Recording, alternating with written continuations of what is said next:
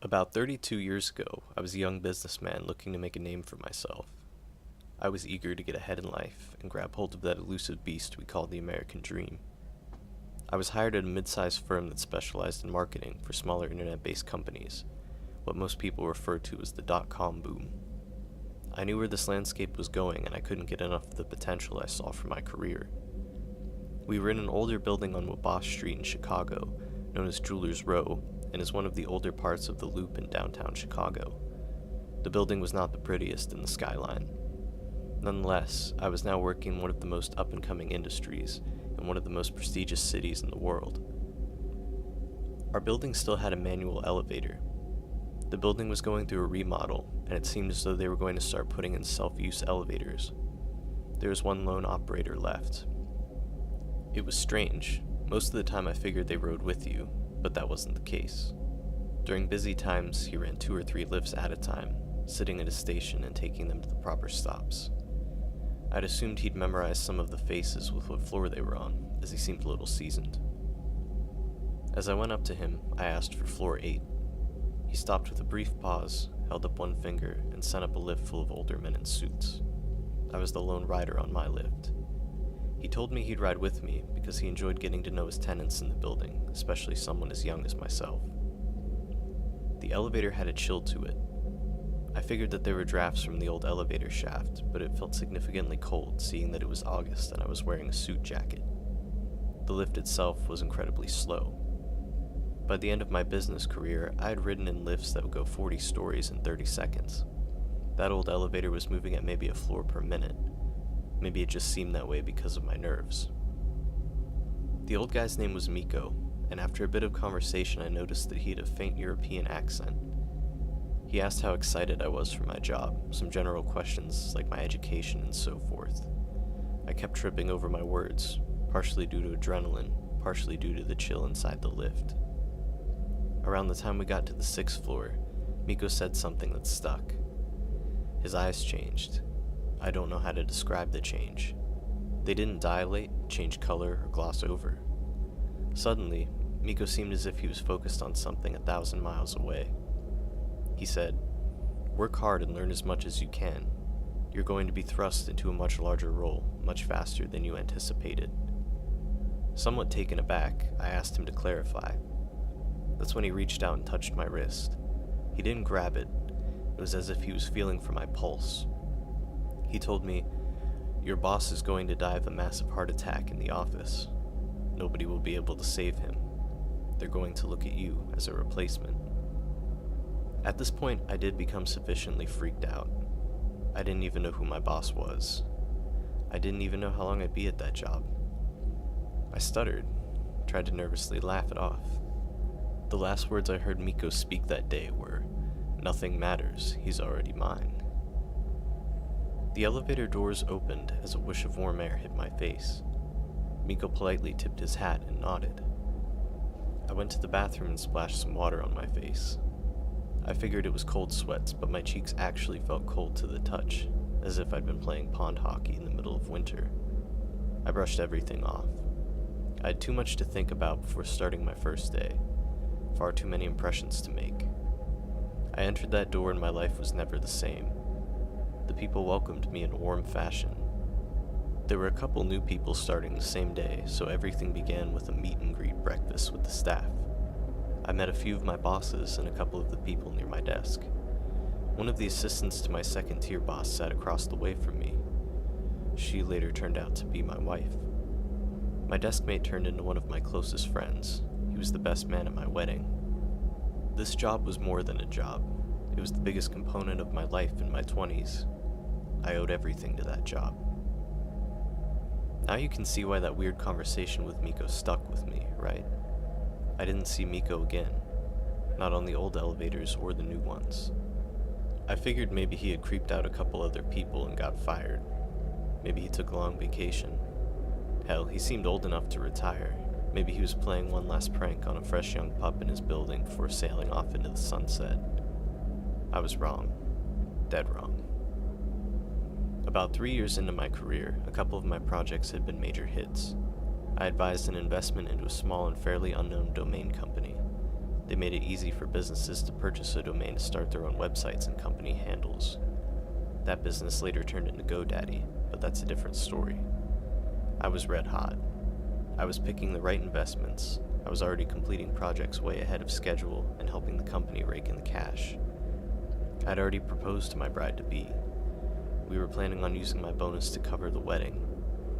What a simple time that was, when a small yearly bonus could cover the majority of a wedding.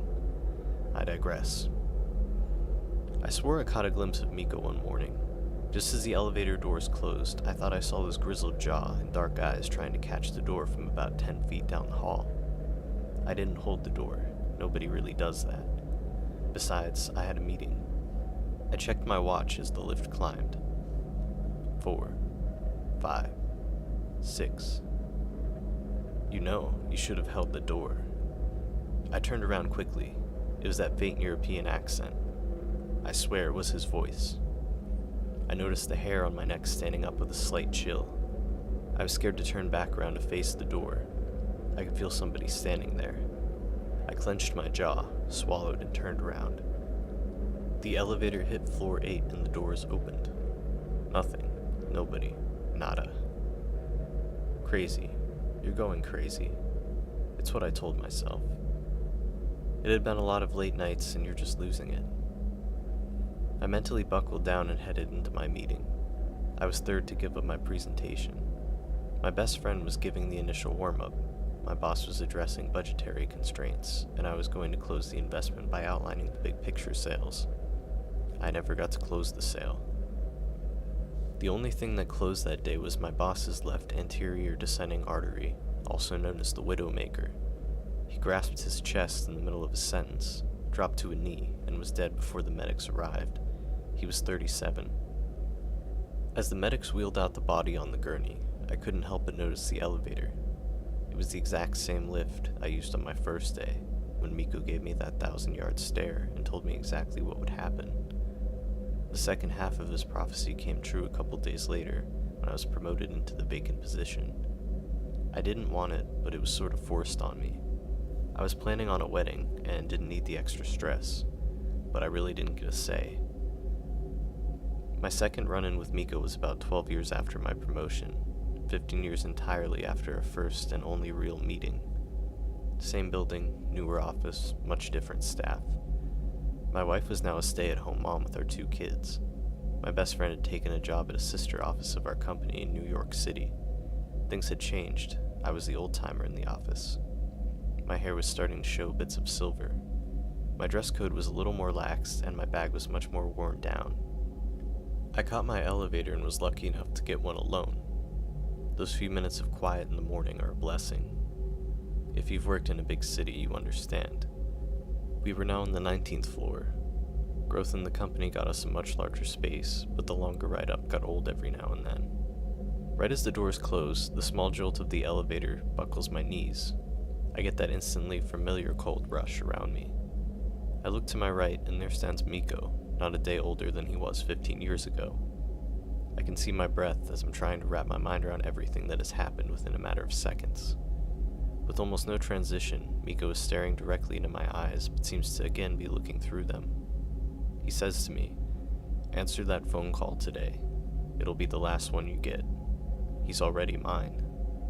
And just as those last syllables echoed in my head, he was gone. No hat tip this time. No touch on my wrist. Just gone. I convinced myself this has to be a dream or a hallucination. It can't be real. That day I saw Miko was September 11th, 2001. Our sister office was in the North Tower. I watched a plane fly right into that tower on live TV. All I could think about was my best friend and if he'd gotten out. The entire morning was chaos for anybody involved. People in the city were scared shitless because nobody knew if planes would be heading towards any of the buildings. The entire nation collectively held their breath, waiting for any news at all. I didn't get a phone call until about 4 p.m. that day. The news in the city of New York were still a wreck, but there was my friend calling me. I was scared to answer. I was so scared to answer because I didn't know if it would be him or a first responder on the other line. I answered with a shaky voice to hear my friend, alive and well. My knees gave out from the worry, but I was happy, totally happy to hear his voice. I brushed off my weird experience with Miko, chalking it up to some weird event that had been in my head. The next morning I'm woken up by a phone call. It was a New York number. Apparently, I was first on his emergency list for the company contact information. My friend was dead.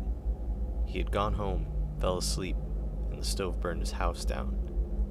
The first responders were so jammed up from the plane crashes that they didn't get to him in time. He was a charred crisp of a human by the time they arrived and put the fire out. The weakness in my knees returned, but this time for a few different reasons. All I kept hearing over and over was the phrase, "He's already mine." It was hard to keep it together with everything happening at once. I took time off work, as did a lot of people. I tried my best to put Miko out of my mind. My final encounter with Miko was about 7 years after 9/11. My kids were about 11 and 8 at that point. My wife worked part-time here and there while they were in school. I was still working the same job in the same office at this point. I had absorbed more responsibility, really caught hold of that American dream and ran with it. I was high up in my initial company and was looking forward to being more than halfway done with my career.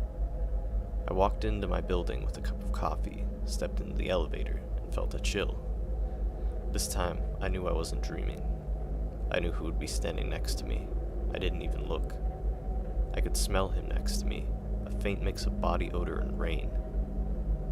The voice he spoke with this time was deeper, more sinister, almost as if a man was trying to make his voice more gruff. It had this ominous undertone that felt like something else was saying it. "Your family is going to be wiped out by a silver truck. Don't fight it.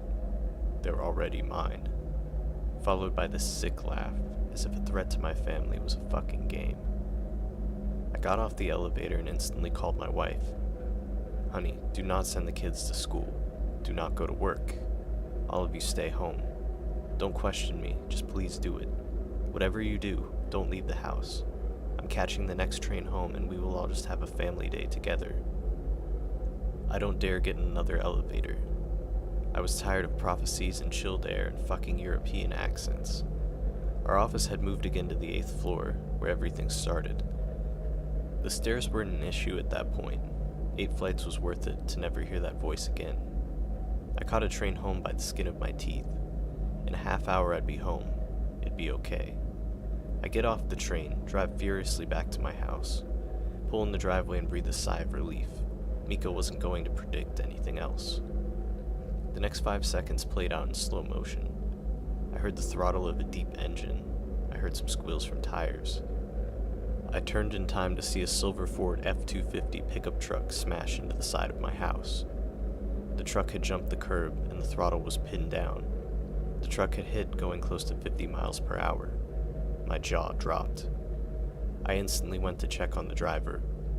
I climbed the broken pieces of my home and pulled the driver door open. The driver's leg was pinned by the steering wheel and the console. He seemed to be in pain but alive. He also smelled like a bar. Fucking drunk as a goddamn skunk. That was when things pieced together. The silver truck. I felt my stomach turn. Somehow I knew what I was going to see around the front end of the truck. I didn't want to look. Because I realized I hadn't heard any commotion since the truck crashed. Not a yell, not a scream, not even a "what the fuck." My wife and kids had been sitting on our couch watching TV. The truck came through at an angle that hit them square. They were all dead on impact. I'm not going to tell you how my life spiraled after that day. I'm not going to tell you how many nights I thought about just ending it for myself. My life was already over. I kept working past my retirement age. I guess that job was all I had left.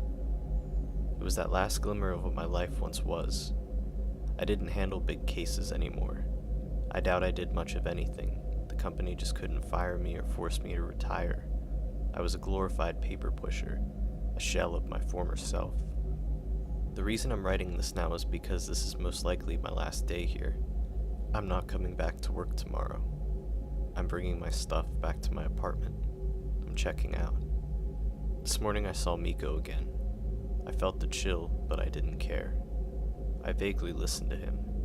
I heard my name. I didn't give a shit.